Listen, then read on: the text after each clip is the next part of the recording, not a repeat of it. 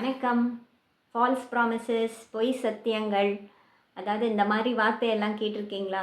உன் மேலே சத்தியமா, காட் ப்ராமிஸா, கண்டிப்பாக வந்துடுவேன், கண்டிப்பாக கொடுத்துருவேன், நான் வாங்கி தரேன் உனக்கு, நான் கூட்டிகிட்டு போகிறேன் அப்படின்னு வாக்குறுதியெல்லாம் அள்ளி வீசுவோம்.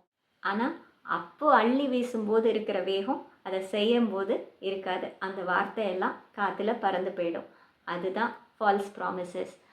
உங்களை சேர்ந்தவங்களுக்கு உங்களை ரொம்ப பிடிக்கணும் அப்படின்னா நிறைய விஷயம் இருக்குது அதுக்குள்ளே. ஆனால் அதில் ரொம்ப முக்கியமான விஷயம் அவங்க உங்கள் மேலே வச்சுருக்கிற நம்பிக்கை, ட்ரஸ்ட்டு. அதை எப்படி கொண்டு வர்றது? இவங்கக்கிட்ட ஒன்று சொன்னால் கண்டிப்பாக நமக்காக செஞ்சு தருவாங்க அப்படிங்கிற நம்பிக்கை. அதை எப்படி கொடுக்க முடியும்? நீங்கள் செய்கிற விஷயத்தில் தான் கொடுக்க முடியும். அதனால் நம்ம ஒன்று சொன்னோம் அப்படின்னா அதை முடிஞ்ச அளவு செஞ்சு கொடுத்துடுறது எப்போதுமே உங்கள் மேலே ஒரு நல்ல அபிப்பிராயத்தை கொடுக்கும். கரெக்ட் தானே? சரி, ஃபஸ்ட்டு பிள்ளைங்களை எடுத்துப்போம். அவங்களே அழகாக ப்ராமிஸ் பண்ணுவாங்க. மம்மி ப்ராமிஸ், டேடி ப்ராமிஸ், அம்மா மேலே சத்தியமாக, இப்படியெல்லாம். இதெல்லாம் எங்கேருந்து வருது? நீங்கள் தான் சொல்லி கொடுக்குறீங்க. அப்போது உங்கள் மேலே தான் அவங்க முழு நம்பிக்கையும் வச்சுருக்காங்க.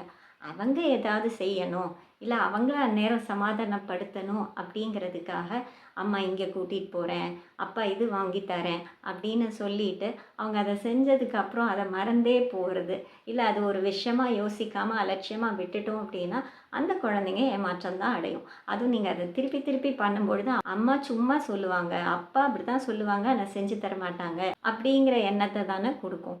அதே மாதிரி தான் ஃப்ரெண்ட்ஸ்குள்ளே, ஃபேமிலிக்குள்ளே, வேலை பார்க்குற இடத்துல எல்லாமே. அப்போது ஒரு விஷயம் நம்ம சொல்கிறோம் அப்படின்னா முடிஞ்ச அளவு அதை செய்யணும் அப்படின்னா அதில் என்னெல்லாம் ஃபாலோ பண்ணணும்? நம்ம கொடுத்த ப்ராமிஸ் ஃபால்ஸ் ப்ராமிஸாக ஆகாமல் இருக்கணும்னா, நம்ம செஞ்ச சத்தியம் பொய் சத்தியம் ஆகாமல் இருக்கணும் அப்படின்னா என்ன பண்ணணும்? இந்த வாக்குறுதியை அள்ளி வீசுறதுக்கு முன்னாடி நம்மளால் இது முடியுமா அப்படின்னு கண்டிப்பாக யோசிக்கணும்.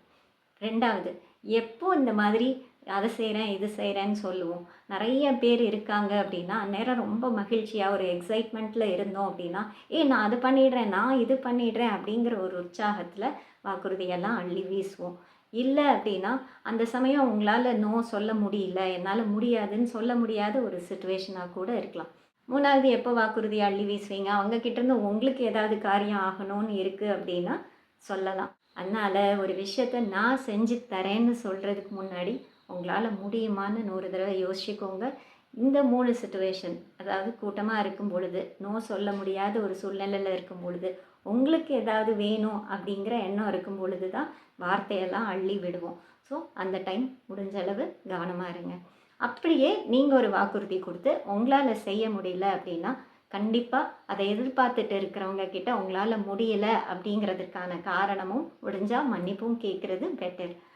உங்களை சுற்றி உள்ளவங்களுக்கு உங்கள் மேலே ஒரு நல்ல அபிப்பிராயம் வரணும் அப்படின்னா இவங்க ஒரு விஷயம் சொன்னாங்கன்னா எப்படியாவது அதை செஞ்சு கொடுத்துருவாங்க அப்படிங்கிற நம்பிக்கையை நீங்கள் அவங்களுக்கு கொடுக்கறது தான். அப்படி மட்டும் இருந்தீங்கன்னு வைங்களேன், அவங்களுக்கு உங்கள் மேலே நிறைய அன்பு, மதிப்பு, மரியாதை, நம்பிக்கை எல்லாம் தானாக வரும். அவ்வளோதான். ஸோ ப்ராமிஸ் பண்ணால் அது ஃபால்ஸ் ப்ராமிஸ் ஆகாமல் பார்த்துக்கோங்க. அவ்வளோதான். தேங்க்யூ. டாடா.